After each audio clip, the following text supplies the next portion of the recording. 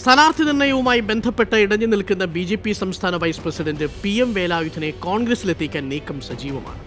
കോൺഗ്രസ് നേതാവും മാവേലിക്കര UDF സ്ഥാനാർത്ഥിയുമായ കൊടിക്കുന്നിൽ സുരേഷിന്റെ നേതൃത്വത്തിലാണ് ഇതിനുള്ള നീക്കങ്ങൾ അണിയറയിൽ നടക്കുന്നത്.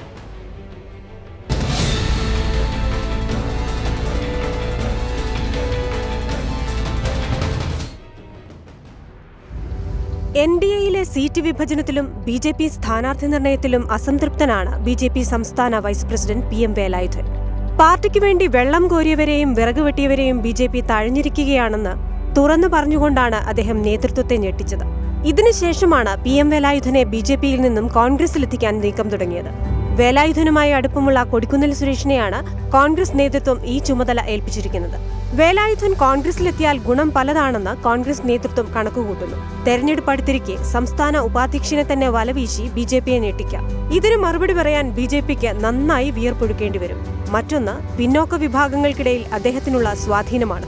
ഇത് കൊടിക്കുന്നിൽ മത്സരിക്കുന്ന മാവേലിക്കര ഉൾപ്പെടെയുള്ള പല മണ്ഡലങ്ങളിലും കോൺഗ്രസിന് നിർണായകമാകും. കോൺഗ്രസിലേക്ക് വേലായുധൻ വന്നാൽ നൽകേണ്ട സ്ഥാനങ്ങളെക്കുറിച്ചും കോൺഗ്രസിൽ ധാരണയായിട്ടുണ്ട്. പാർട്ടിയുടെ സംസ്ഥാനത്തെ ഒരു പ്രധാന ചുമതല നൽകാം, അടുത്ത നിയമസഭാ തെരഞ്ഞെടുപ്പിൽ സ്ഥാനാർത്ഥിയാക്കാം, അതും കോൺഗ്രസിന് നിർണായക സ്വാധീനമുള്ള മണ്ഡലത്തിൽ മത്സരിപ്പിച്ച് MLA ആക്കാം. ഇതിനുള്ള ചർച്ചകൾ അണിയറയിൽ സജീവമാണ്. എന്നാൽ പി.എം. വേലായുധൻ ഈ നീക്കത്തോട് പൂർണ്ണമായും മനസ്സ് തുറന്നിട്ടില്ലെന്നാണ് സൂചന.